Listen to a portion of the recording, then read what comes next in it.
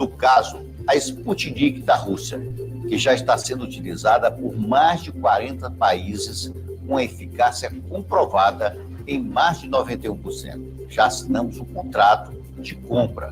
Caso o governo federal não assuma a compra, o Maranhão está preparado para investir cerca de 260 milhões de reais para adquirir mais de 4 milhões e meio de doses. Esperamos começar a receber os imunizantes em breve, mas para termos sucesso desta luta, precisamos que todos façam a sua parte. Usem máscara, higienizem as mãos com água e sabão ou álcool em gel e respeitem o distanciamento social. São medidas simples, mas que vão ajudar a salvar muitas vidas, inclusive a sua e de seus parentes. Todos somos importantes nesta corrente. O Maranhão conta com você. Um abraço a todos e vamos juntos vencer essa batalha.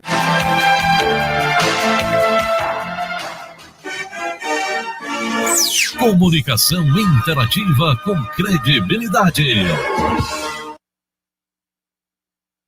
A partir de agora, a Timbira apresenta Direito no Ar. Direito no Ar. Fique por dentro dos direitos e deveres do cidadão. Direito no Ar. Na Rádio Timbira. No ar, Heraldo Moreira, comunicando. Bom dia, caros ouvintes, sejam bem-vindos a mais um programa Direito no Ar.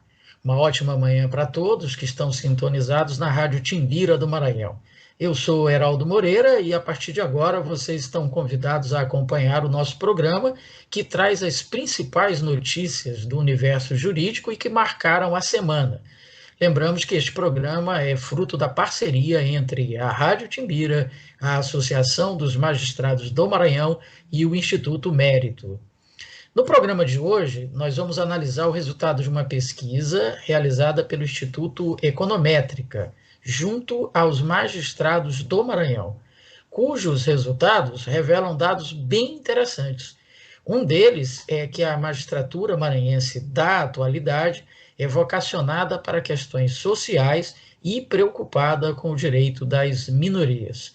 Outros dados importantes revelados pela pesquisa é que cerca de 77,5% dos pesquisados apoiam a participação de magistrados em campanhas relacionadas ao combate à corrupção e à improbidade administrativa. E 85% defendem a inteligência artificial como um fator benéfico ao judiciário. A pesquisa foi encomendada pela nossa parceira, a Associação dos Magistrados do Maranhão, e tem por objetivo nortear as ações da entidade nos próximos 2 anos. E para falar sobre essa pesquisa, analisando pontos importantes do seu resultado e o atual perfil da magistratura maranhense, nós vamos conversar com a juíza Marcela Lobo, titular da 5ª Vara da Comarca de Caxias, diretora de comunicação da Associação dos Magistrados do Maranhão e integrante da diretoria de comunicação da Associação dos Magistrados Brasileiros.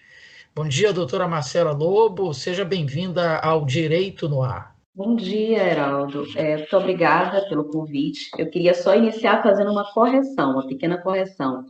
A 5ª Vara de Caxias, ela hoje é a 3ª Vara Criminal de Caxias. Com a reestruturação da comarca, agora nós temos 3 varas cíveis, 3 criminais e um juizado. E hoje, eu atuo na 3ª Vara Criminal. Maravilha, já feita então aqui a devida correção. 3ª Vara Criminal da Comarca de Caxias. Isso. Bom, doutora Marcela, a pesquisa que nós falamos na abertura do programa, como dissemos, ela traz alguns resultados instigantes, interessantes. Por exemplo, 62% dos pesquisados são favoráveis à participação dos magistrados em campanhas relacionadas à defesa dos direitos humanos, das minorias, dos vulneráveis. Como é que a senhora analisa esse dado? Eu acho que hoje a magistratura ela tem despertado cada vez mais para um papel social, um papel de educação. Quando a gente pensa nos compromissos assumidos internacionalmente pelo Brasil, tanto nas questões relativas a gênero, quanto nas questões vinculadas ao combate à discriminação, e o racismo também se insere, né, nessas posturas, nessas políticas antidiscriminatórias, a magistratura ela assume esse papel, né, ela assume essa função que é de educar as pessoas, que é de dar informações relevantes, que é também de contribuir para a mudança de cultura, que é uma mudança de cultura que se alinha a tudo aquilo que nós acreditamos, enquanto sociedade, que deve prevalecer nas nossas relações individuais, nas nossas relações públicas. Então, essa magistratura que se compromete, que acredita, que destaca a relevância da participação da associação em programas, em projetos, em ações voltadas à disseminação desse conhecimento, ela se alinha também a uma sociedade que é hoje mais preocupada com questões de direitos humanos. Então, a magistratura, ela reflete bastante isso. Agora, doutora Marcela, eu não sei se a gente tem dados anteriores para fazer um comparativo, né? Se houve de fato uma mudança de perfil ou não, ou o perfil continua o mesmo da magistratura maranhense, mas a sensação que a gente tem de forma totalmente empírica é de que os concursos para a magistratura, eles acabam gerando ciclos, né? Num dado momento, a gente tem uma magistratura mais velha, fruto de um concurso muito antigo, e aí começam a surgir muitas vagas, tem um concurso novo e tem o ingresso de um monte de gente jovem.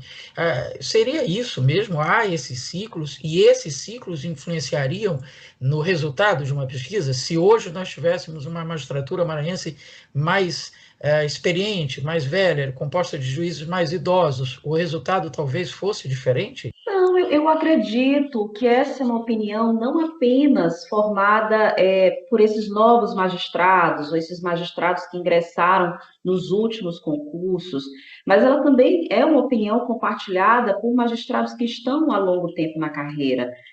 Nós vemos que há, né, uma preocupação, penso eu, majoritária, e isso é espelhado, inclusive, na pesquisa, de um compromisso da magistratura com essas causas. Então, nós temos juízes na capital do estado, que são juízes que já possuem uma trajetória mais longa na magistratura, que defendem, que espelham, que se preocupam, que participam dessas questões, né, desses debates voltados a questões, né, múltiplas, questões, assim, sendo, vamos dizer assim, mais até restrita, né, a essa causa antidiscriminatória, né, questões que se voltam contra a discriminação, questões que se voltam ao exercício de uma fraternidade real. Então, nós vemos isso, né, de uma forma muito clara, tanto na magistratura da capital, quanto da intermediária, quanto da inicial.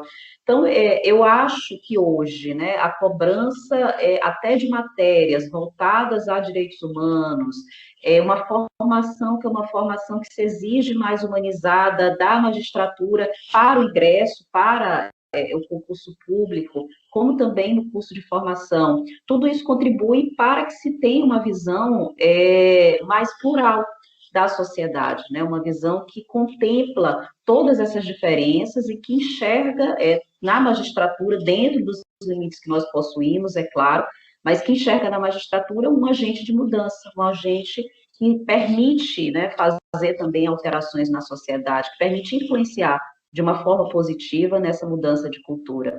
Então, eu penso que esse vai ser o perfil da magistratura a partir de agora.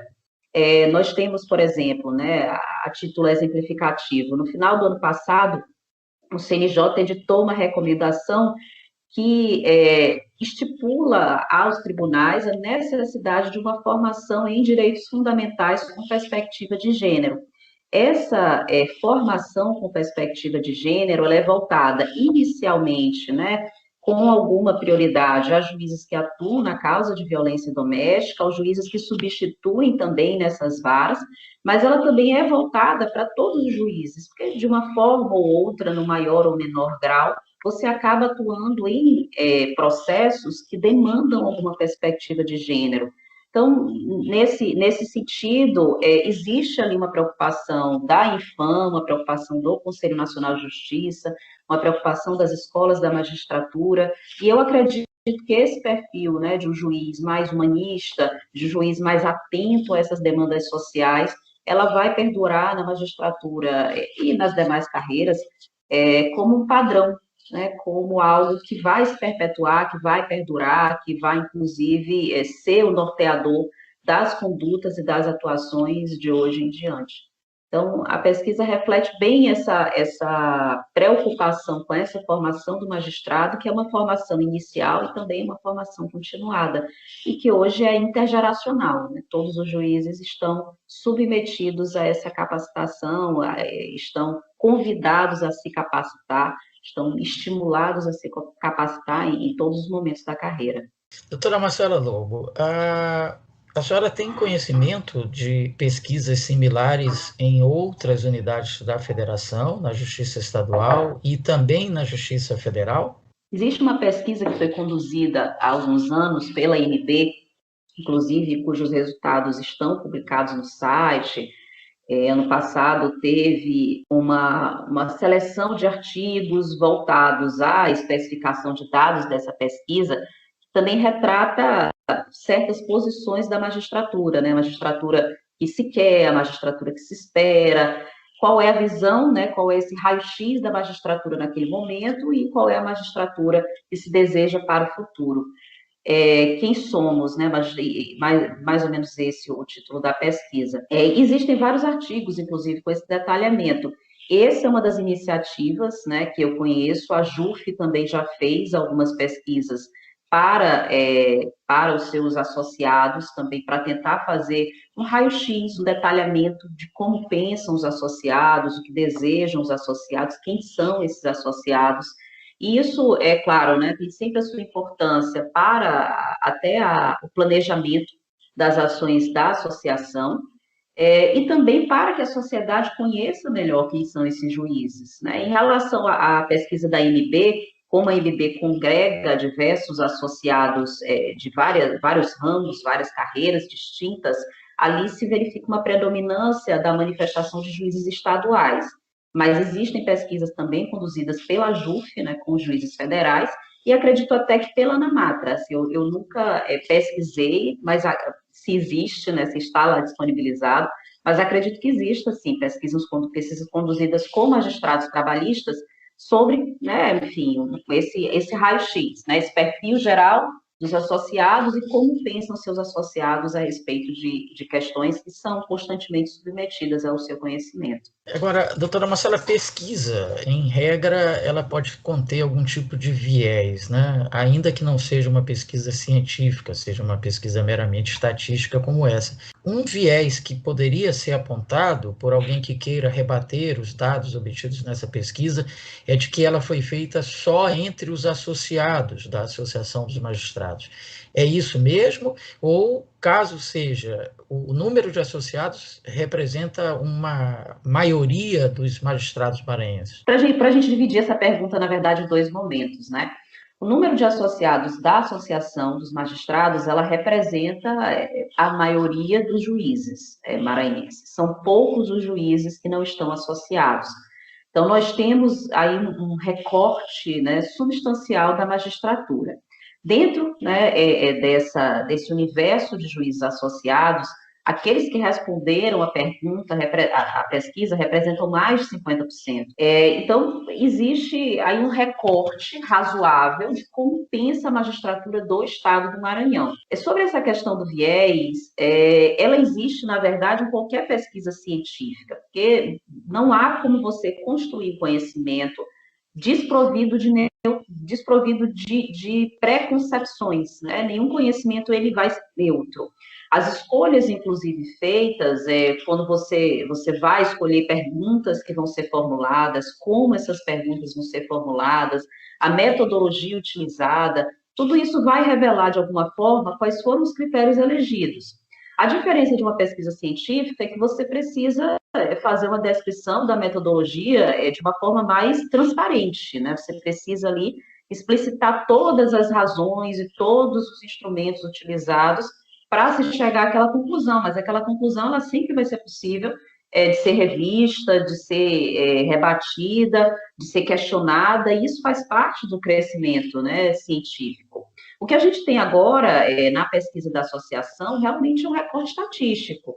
Nós temos aqui uma escolha, né, de questões que foram apresentadas, questões que nos pareceram, naquele momento, mais relevantes investigar, questões que dizem respeito a um perfil pessoal do magistrado, mas também que revelam ali suas escolhas em relação a certas matérias que são de interesse social.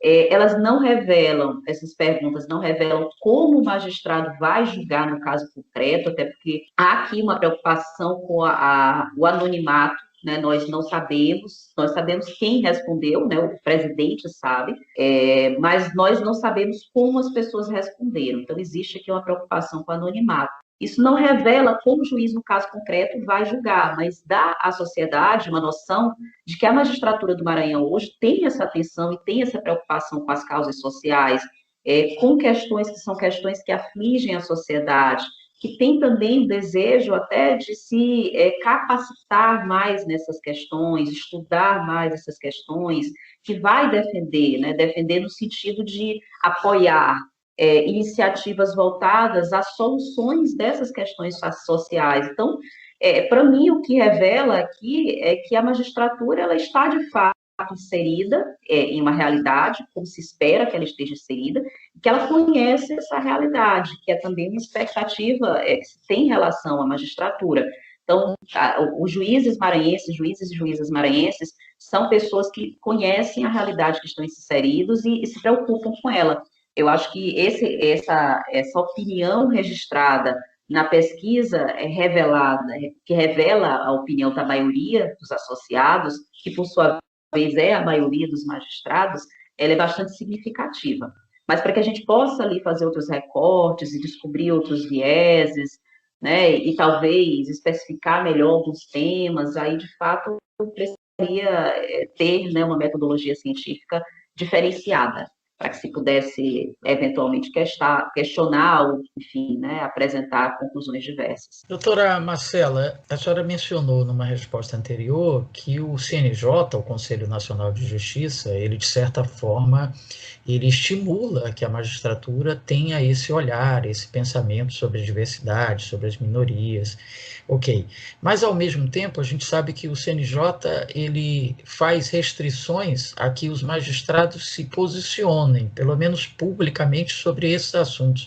Isso não seria um tanto quanto contraditório na sua visão? As restrições que são estabelecidas pelo CNJ, elas são restrições calcadas na legislação que nós temos hoje, e em cartas de princípios, que são cartas de princípios também adotadas pela magistratura, como os princípios de Bangalore. Então, nós temos restrições para manifestações políticas sobre certas temáticas. Não nos compete fazer a defesa de certas concepções político-partidárias. Mas é claro que, como a magistratura ela está hoje inserida, ela está inserida na sociedade, nós esperamos que os juízes tenham consciência, juízes e juízas tenham consciência da sociedade em que estamos inseridos, que tenham consciência também de caminhos que precisam ser adotados. Então, não se pode negar aí que o magistrado, ele vai ter também, ele vai ser convidado a participar de momentos, ele vai ser convidado a participar de campanhas, ele vai ser convidado a participar de congressos, e ele também vai ser convidado a dar a sua opinião, que é uma opinião, claro, né, uma opinião que é de um agente político, que a magistratura também tem, né, esse viés de agente político, poder do Estado, mas ela precisa ser uma opinião sempre ponderada. Então, eu acho que existe ali uma linha, que é uma linha que precisa ser respeitada. A presença da magistratura, por exemplo, nas redes sociais, ela é uma presença que é incontestável, né? Os juízes, eles participam, eles se informam, eles recebem opinião. Agora, como nós vamos nos posicionar sobre determinadas questões, é que é preciso ter ali uma cautela e uma ponderação.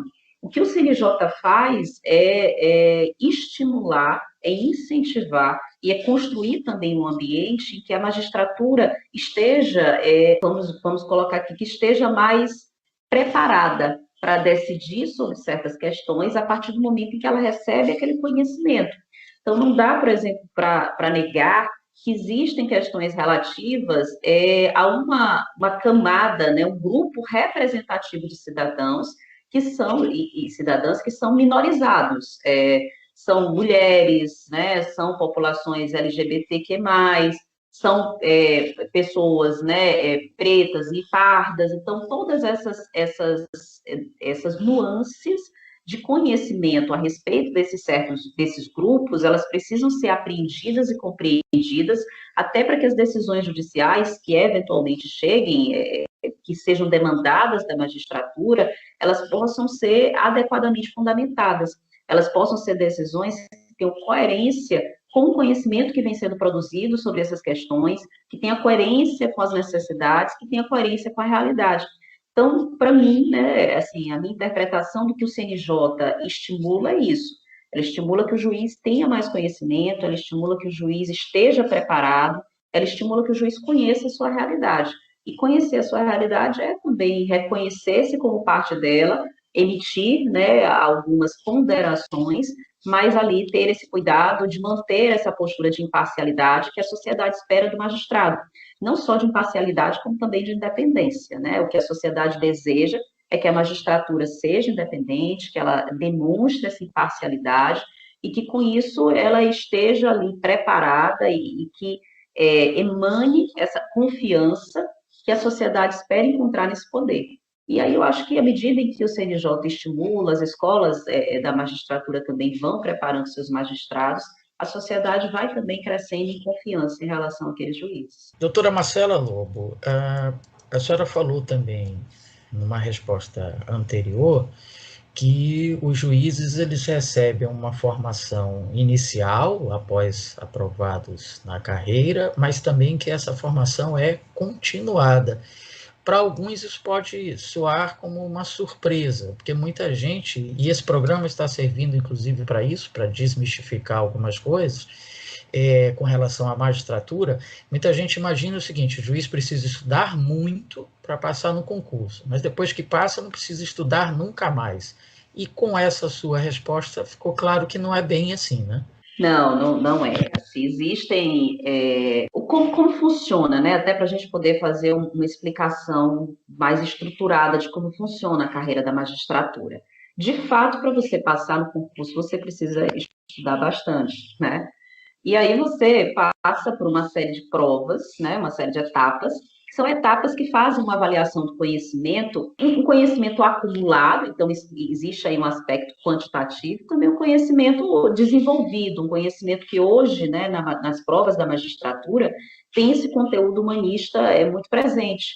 Então, existe ali uma qualidade também do conhecimento que é demandado dos candidatos à magistratura. E aí, uma vez ingressando na magistratura, nós temos uma etapa que é uma etapa de formação inicial. Normalmente ela dura aí alguns meses, em que os novos magistrados, né, os novos juízes e juízas, vão passar por um treinamento, que é um treinamento de como, né, as práticas judiciais se dão, e de outras questões também voltadas à capacitação, à lapidação desse conhecimento que eles acumularam nesses primeiros momentos. E aí, a partir desse momento, né, quando o juiz ingressa na carreira, ele vai ter a oportunidade de passar por algumas etapas que vão cumprir momentos da carreira distintos. Então, você entra como juiz substituto, depois você é titularizado em alguma comarca, aqui no Maranhão, né, são comarcas de inicial, entrância inicial, e aí, em seguida, para você subir o outro degrau da carreira, você é removido, né, ou você muda de comarca horizontalmente, ou você é promovido, que aí é uma mudança vertical, você sobe um degrau na sua carreira.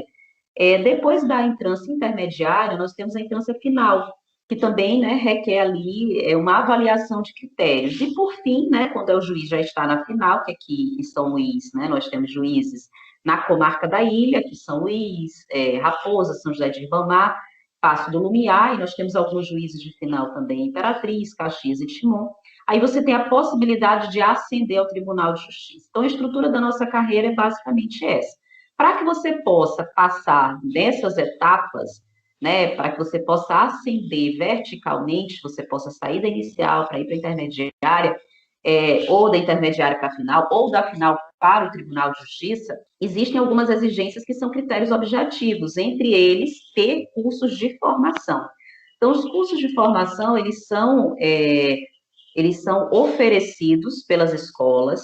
Existe um projeto de curso que ele demanda uma quantidade mínima de horas e ele demanda também ali alguns critérios para serem aprovados pela Escola Nacional da Magistratura, né, pela escola que é a IFAM, que faz essa regulamentação. Uma vez preenchidos esses critérios, os juízes precisam ter uma quantidade mínima de horas por semestre, então nós temos ali que fazer um número mínimo de cursos por semestre, e aí esses cursos são contabilizados para que você possa considerar critérios que são critérios de merecimento. Então, para que os juízes possam fazer essa movimentação na carreira, é preciso que eles passem por essa formação continuada. Essa formação continuada, ela é estimulada. Hoje, em relação, por exemplo, que eu falei no começo, né, a capacitação para direitos fundamentais em perspectiva de gênero, essa é uma capacitação sugerida com viés até obrigatório para juízes que atuam em violência de gênero. Não só juízes que atuam em violência de gênero, por exemplo, eu sou uma juíza que atuo, né, com competência nessa área, mas existem juízes que eventualmente vão me substituir, que não estão atuando diretamente, mas em substituição acabam fazendo. Então, esses juízes também precisam ser capacitados. Em plantões judiciais, que nós temos ali análise de medidas protetivas, análise de autos de prisão em flagrante, também já tem essa sugestão de capacitação. Então, algumas capacitações, elas vão se tornar quase que obrigatórias, né? Os juízes vão precisar fazer.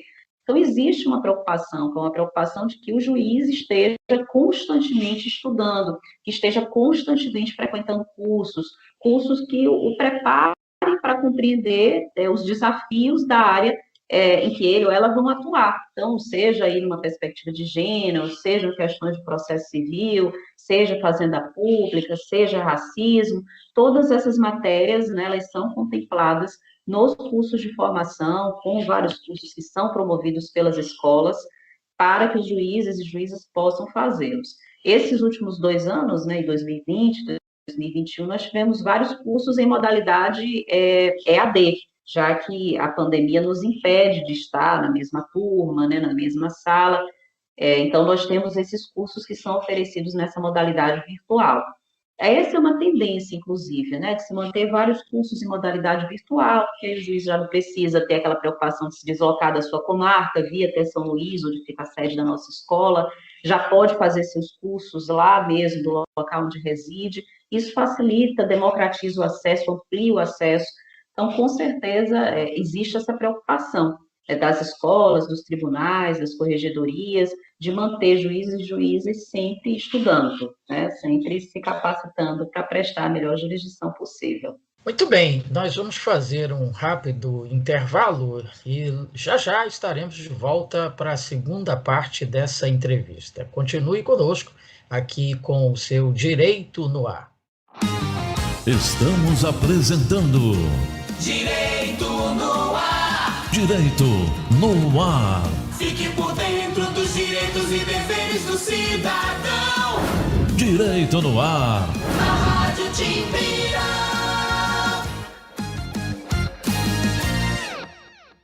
Gente, o bicho tá pegando. A nova variante faz vítimas de todas as idades. Os jovens estão morrendo também. Então, é preciso que você entenda. A situação é grave e está longe de acabar. Não se engane. Se você já pegou o vírus, pode pegar de novo. Por isso, se cuide, proteja sua família, evite aglomerações, use máscara, mantenha as mãos limpas. Essa luta tem que ser de todos nós. Governo do Maranhão. youtube.com/TV Timbira. Acesse e acompanhe a programação da Nova 1290.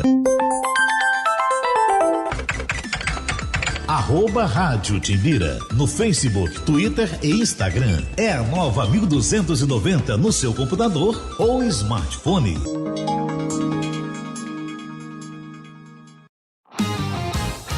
Estamos de volta. Direito no Ar. Direito no Ar. Fique por dentro dos direitos e deveres do cidadão. Direito no Ar. Na Rádio Timbira.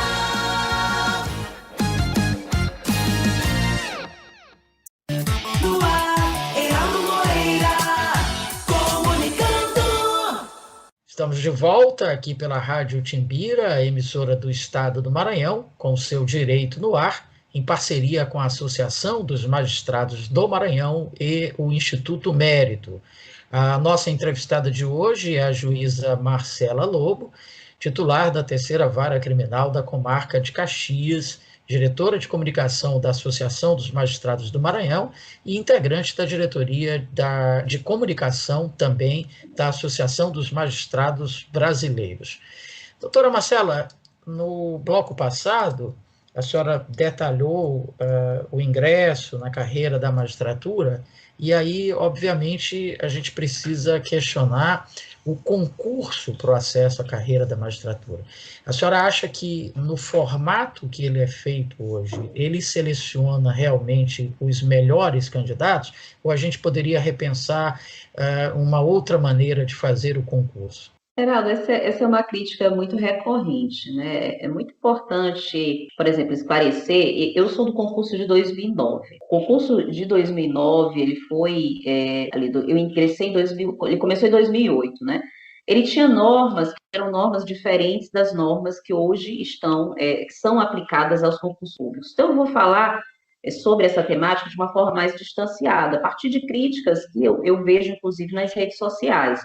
Existe uma preocupação, que é uma preocupação hoje do Conselho Nacional, de sugerir uma dinâmica que seja uma dinâmica mais preocupada, inclusive em demandar matérias, que são matérias de uma formação mais humanizada do magistrado, de vedar práticas que sejam práticas que possam parecer ou encobrir ali alguma perspectiva discriminatória, como entrevistas, né, reservadas. O Tribunal de Justiça, quando eu fiz concurso, não tinha, e não teve também para esse último concurso, o concurso posterior ao meu.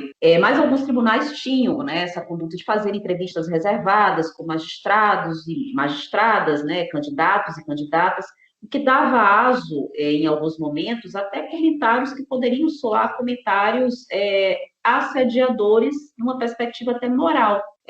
Então, isso foi banido, né? A intenção hoje do Conselho é dar o máximo de transparência, o máximo e ter o máximo de preocupação com essa abordagem humanizada. Mas o concurso público, ele é um concurso, né? Ele é uma prova que ele vai avaliar do candidato e da candidata um conhecimento que é um conhecimento memorizado, né? Pelo menos nessas etapas iniciais, que é uma etapa de prova objetiva, em que você vai ter que ali interpretar um texto, marcar uma questão certa. Em seguida, você tem uma etapa que é uma etapa subjetiva, que também demanda ali um conhecimento, que é um conhecimento que a gente chama mais de hard skills, que são habilidades, né, ali de conhecimento, né, conhecimento técnico. E aí você tem uma prova oral, que os examinadores podem até avaliar outros aspectos de fala, de postura, de conduta, mas também eles vão avaliar essas hard skills, eles vão avaliar o conhecimento técnico do candidato. Quando a gente faz essa avaliação do concurso público, a gente pode se perguntar assim, mas você está avaliando as pessoas pelo que elas conseguem memorizar e não como elas podem se portar? A formação das soft skills, né, que é exatamente essa postura mais atenta, mais preocupada, né, mais habilidosa em ouvir, em gerenciar uma equipe, por exemplo, que é uma preocupação que a gente não tem nessa etapa de concurso. Isso é um conhecimento que ele é ensinado posteriormente. É muito difícil você avaliar isso no processo seletivo, que envolve milhares de pessoas. Então, honestamente, eu não saberia dizer se a gente teria uma opção melhor, né, para um concurso público. O que eu acredito é que a gente precisa ter uma visão mais humanizadora desde o ensino jurídico. É preciso que o estudante de direito, quando ele ingressa na faculdade, que ele começa a receber essas primeiras pílulas de conhecimento, que ele começa a receber esse conhecimento de seus professores e professoras, é preciso que, naquele momento, ele já comece a receber também a instrução necessária para o desenvolvimento dessas habilidades, que vão ser importantes em qualquer carreira. Então, essa preocupação, por exemplo, com a conciliação, essa capacidade de ouvir melhor as pessoas, de dialogar no nível de buscando entendimento, essa capacidade de ter, né, de ter esse olhar mais preocupado com questões sociais, com questões de gênero, com questões raciais, isso é algo que vem da formação do estudante, da estudante. É algo que é construído ao longo daquele período de faculdade. Então, eu acredito que a gente precisa fazer uma reformulação do ensino jurídico. Recentemente, assistindo uma aula, assistindo palestras, um dos professores, né, mencionou exatamente isso. Por exemplo, quantos cursos de direitos incluíram em seus currículos uma disciplina voltada especialmente a questões de gênero ou questões raciais? Porque isso é tratado ainda de forma muito diluída dentro do conteúdo. E isso reflete, é claro, no profissional posteriormente, no juiz, no promotor, no advogado, no advogado, enfim, né? Isso é uma formação que também precisa ser contínua. Então, a gente precisa de uma reformulação do ensino jurídico para que aqueles profissionais que são selecionados no concurso público para qualquer carreira, ou mesmo os profissionais que são aprovados na prova da OAB, estejam preparados para lidar com essas dimensões, que são dimensões tão complexas, que são dimensões tão profundas da nossa realidade. Essa seria a minha opinião a respeito do concurso público e da formação, né, para o concurso. Bom, a senhora também colocou, doutora Marcela, de forma muito didática até, o procedimento para que haja uma remoção ou uma promoção, né, dos juízes dentro da carreira. E me parece que os dois quesitos, os dois critérios fundamentais para que isso aconteçam são essa formação continuada e a produtividade, né? Mas como aliar tudo isso, doutora Marcela? Porque o juiz já tem bastante trabalho, então ele já tem essa preocupação com a produtividade e ainda tem que arrumar tempo também para a formação. É fácil essa equação ou não? É uma pergunta bastante interessante. Como você bem lembrou, Heraldo, existe essa preocupação com a produtividade. Nós temos metas desde 2009, metas passadas pelo Conselho Nacional de Justiça, que são redefinidas ano a ano. Então, todo ano nós temos metas específicas. Essas metas englobam o julgamento de processos que ingressam, né? Então nós temos que julgar a mesma quantidade de processos que ingressaram naquele ano, que é o que a gente chama de meta 1. Nós temos que julgar um acervo, que é um acervo que vem remanescente de anos, né, pretéritos, que é a meta 2, e aí tem algumas metas que são metas específicas para julgamento de ações coletivas, julgamento de processos vinculados à corrupção, gerenciamento de equipes, então, baixa de processos. Então, nós temos aqui, hoje, né, o magistrado, ele precisa lidar com uma dinâmica que envolve uma série de metas e uma série de compromissos que são traçados pelo Conselho Nacional e pelas corregedorias, né, locais. Além disso, existe essa necessidade de formação.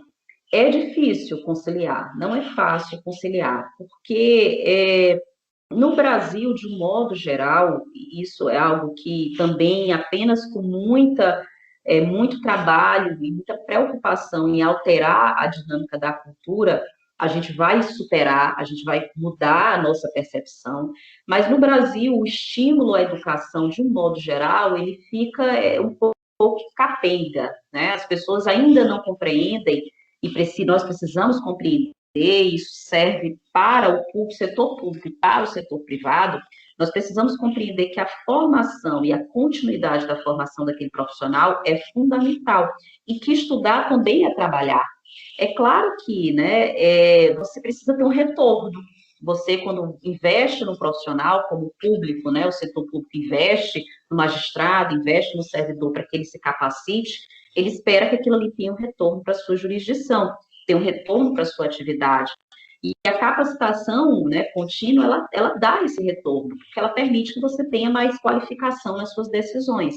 Mas não é fácil fazer a conciliação disso, porque independentemente da formação que você tem educacional, né, você às vezes precisa parar ali 2 dias para frequentar um curso presencial, ou precisa se organizar para poder estudar à noite num curso EAD, as metas elas continuam, a obrigação de produtividade continua, inclusive a sociedade pode acompanhar, né, o cumprimento dessas metas pelos canais disponibilizados pelo Tribunal de Justiça do Maranhão, como é que está essa unidade, como é que está em meta 1, meta 2, essas são informações que são até divulgadas.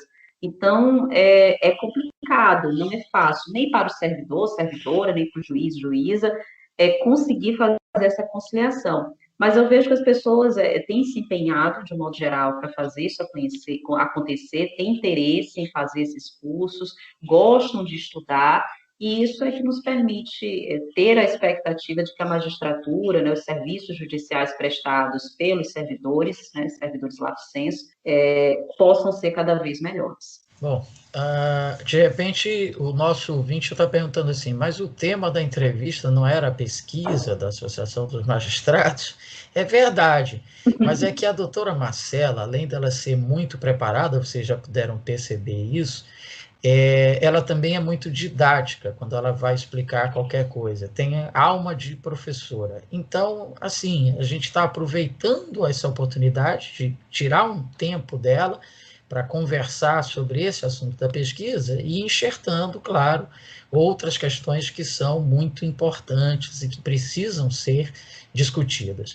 Bom, mas agora, voltando sim para o tema do programa de hoje, a pesquisa da Associação dos Magistrados sobre o perfil da magistratura maranhense, a gente percebe, doutora Marcela, que na pesquisa ficou claro também que os seus colegas eles estão unidos em torno de temas polêmicos, como, por exemplo, cotas sociais e aborto. Qual o resultado da pesquisa quanto a isso e qual a sua opinião também sobre isso? Pronto, nós temos aqui, né? Qual a sua opinião sobre o aborto? Nós temos que a maioria entende que os casos previstos em lei são suficientes para sua autorização, que são 68%, né, dos magistrados responderam. 68 respostas e 47,9% dos magistrados.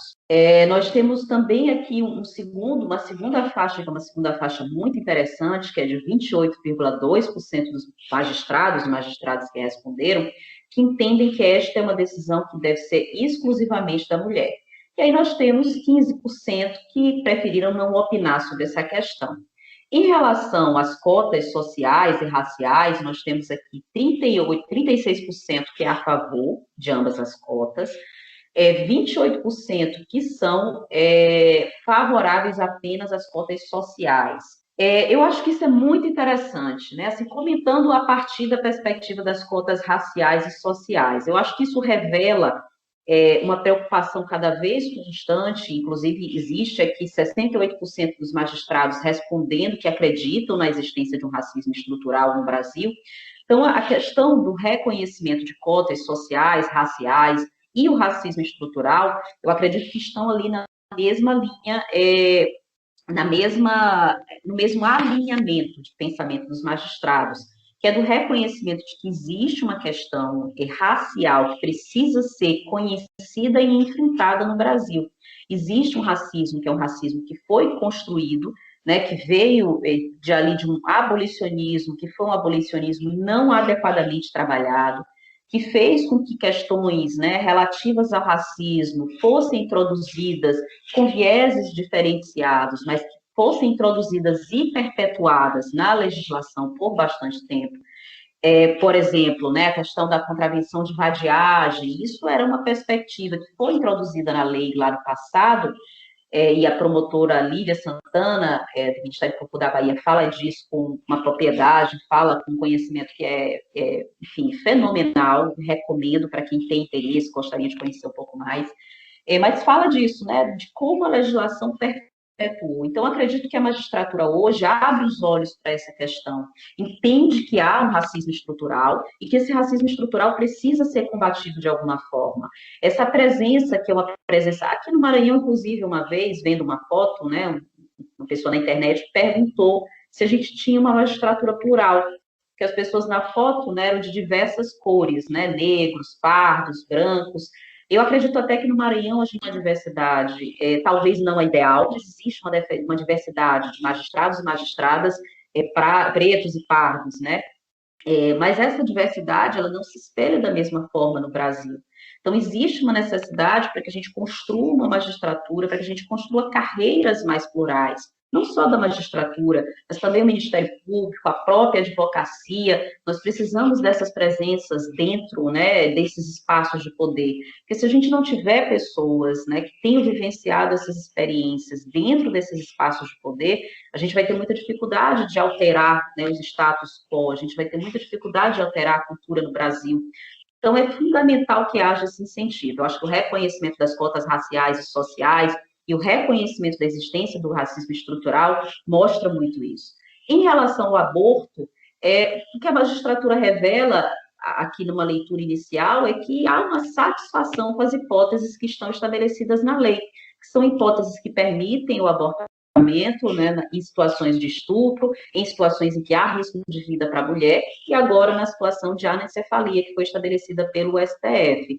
Há aí uma discussão, que é uma discussão que talvez precise ser aprofundada, sobre direitos reprodutivos e direitos das mulheres, né? Como as mulheres devem lidar com o seu próprio corpo, se isso é algo que deve, né, prevalecer ou não. Essa discussão no Brasil, ela passa por camadas de extremo conservadorismo. Recentemente, inclusive, foi proposto um projeto de lei que pretendia até revogar as hipóteses de aborto, estabelecer ali uma bolsa, né, estabelecer um pagamento para a mulher, estabelecer direitos de paternidade para o estuprador, como sabe, vedando a mulher a possibilidade, inclusive, não só de abortar, como de impedir o acesso do estuprador à criança.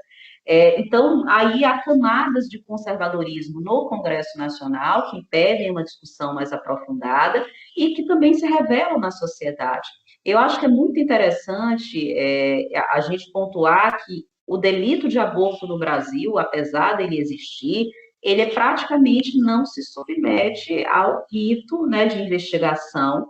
Ele é um procedimento que deveria, né, seria levado a júri, mas ele não vai a júri, porque nas raríssimas hipóteses de processos que existem, você oferece a suspensão condicional do processo, a mulher fica ali uns 2 anos, né, cumprindo algumas condições, e o processo se encerra. Então, aí a minha opinião pessoal, né, eu acho que nós precisamos aprofundar mais o debate sobre o aborto no Brasil, porque existe uma questão que é uma questão de política pública, de saúde para a mulher, que é um caminho também de orientação para a mulher, e a gente não vem fazendo isso adequadamente, né? Até o acesso mesmo ao aborto legal, ele é um acesso dificultado pelas condições, inclusive na pandemia, né? Já que vários procedimentos foram suspensos. Então, eu acredito que numa perspectiva de direitos das mulheres, nós precisamos aprofundar essa discussão para que nós possamos prestar um adequado serviço para essas mulheres, meninas e mulheres, né, que acabam enveredando até por abortos clandestinos e perdendo a vida em razão disso. Mas essa ressalvo é a opinião da Marcela, né? Assim, a opinião da magistratura é que os casos estão satisfeitos pelas hipóteses legais estabelecidas. Muito bem. Doutora Marcela, a pesquisa tratou também do tema tecnologia da informação. A quase totalidade dos pesquisados acreditam que a inteligência artificial ela ajuda e muito o poder judiciário. Então, como é que a senhora vê esse resultado? E aproveitando dentro dessa mesma temática, a partir da pandemia, passou a se usar muito o teletrabalho. Como é que a senhora analisa tudo isso? Existem avanços, né, que eles não vão ser contidos. Um desses avanços é a introdução de novas tecnologias no serviço público brasileiro. Nós tínhamos, ao longo dos anos, uma cultura muito voltada no papel. Quando eu entrei na magistratura, ainda era assim, em 2009. Né? E com o passar do tempo, você vai evoluindo e construindo outras formas de lidar com o saber tecnológico e aplicá-lo à prática.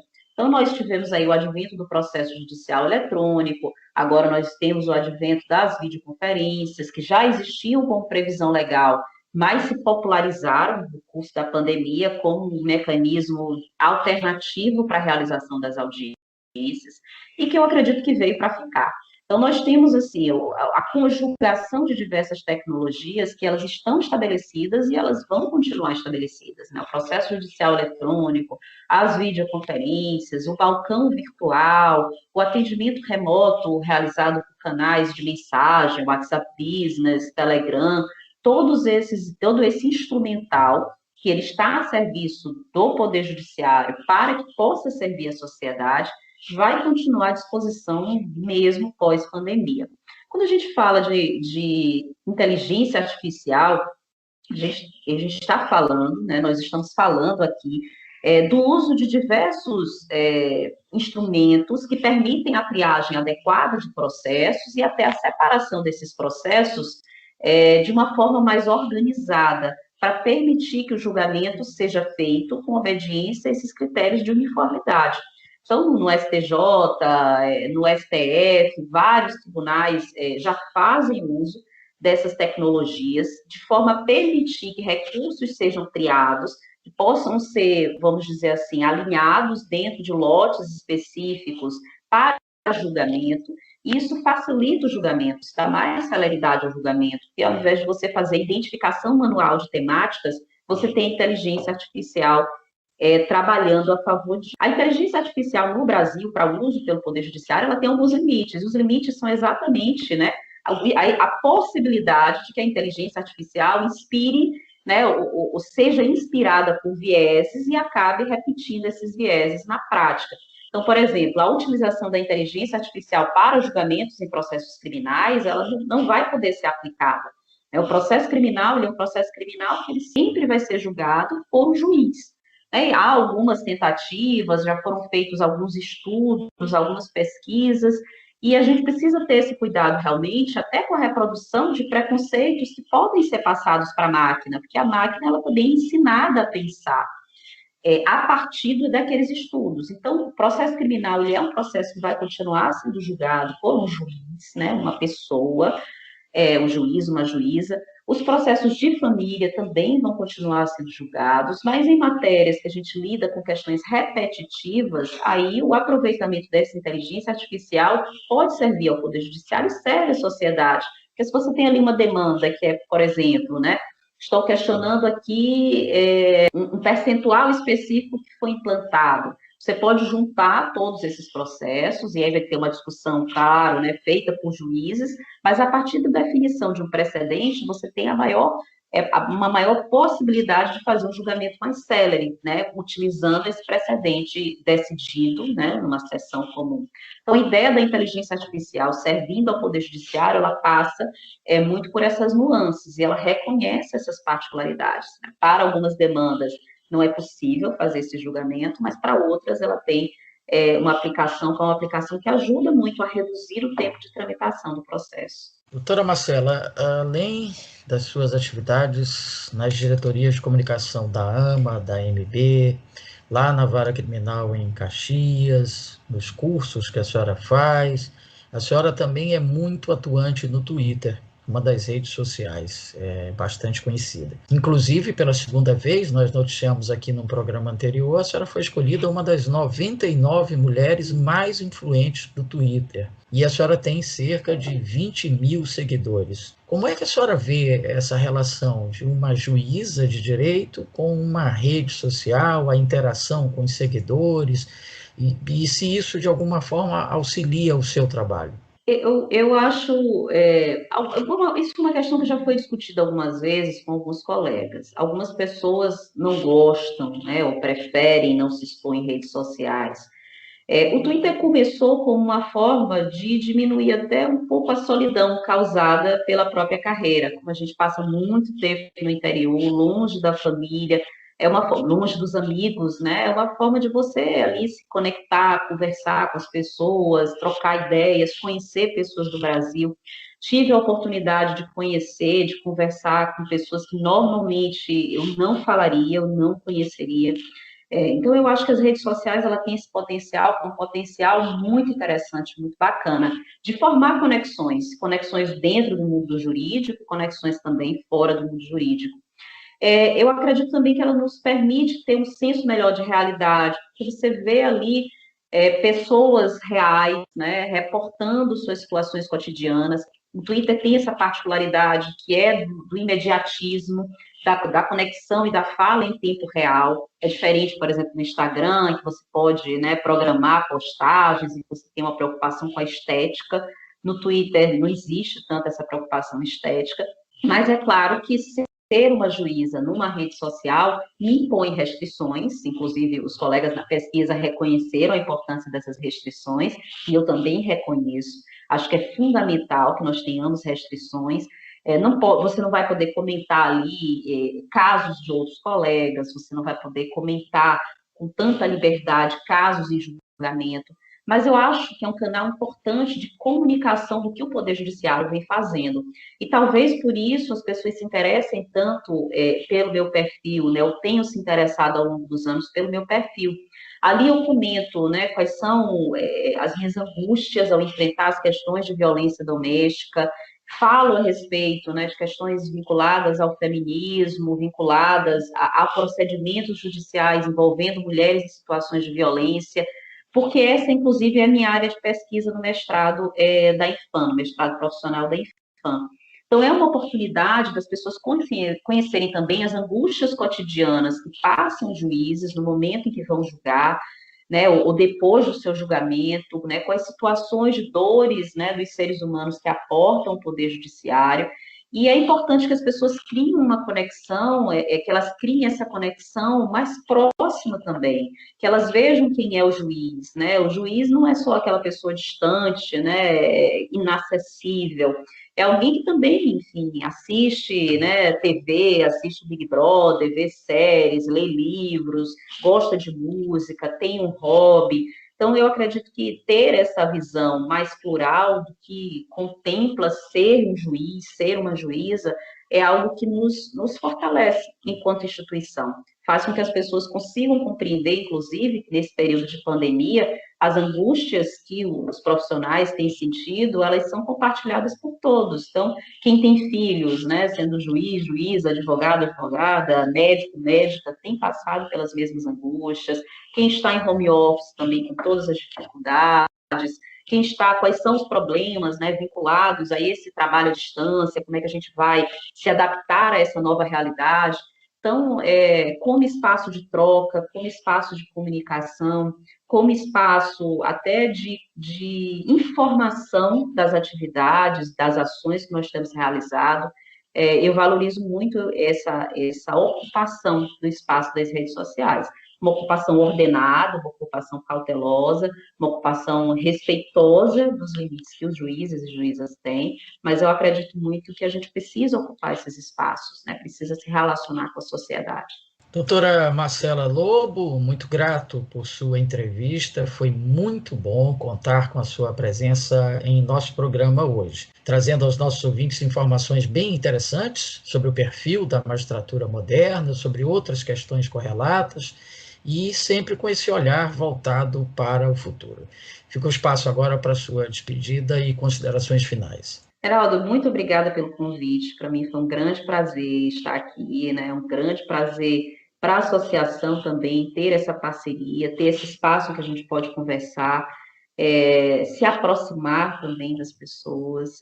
Para mim, eu só quero agradecer também a curiosidade, né? Agradecer o interesse das pessoas em conhecer um pouco mais o trabalho do Poder Judiciário. Dizer que a associação está aberta, né? O nosso site é um site que pode, né, em que as pessoas podem ter acesso ao relatório da pesquisa, podem conhecer um pouco mais como pensa a magistratura maranhense, que está aberta ao diálogo, que está aberta ao crescimento, e o nosso desejo é sempre prestar o melhor serviço possível e prestá-lo da forma mais humanizada. Então, novamente, deixo meu muito obrigada pelo convite. Nós que agradecemos, doutora Marcela Lobo. E caso você queira participar do programa Direito no Ar, com críticas, dúvidas ou sugestões, você pode fazê-lo através do nosso e-mail, que é amaimprensa@gmail.com. Ama é AMMA, imprensa, tudo junto, @gmail.com. Voltaremos semana que vem com seu Direito no Ar, um programa da Rádio Timbira, da Associação dos Magistrados do Maranhão e do Instituto Mérito. Até lá! Você acabou de acompanhar mais uma atração da Timbira AM. Direito no ar. A primeira do Maranhão. Timbira.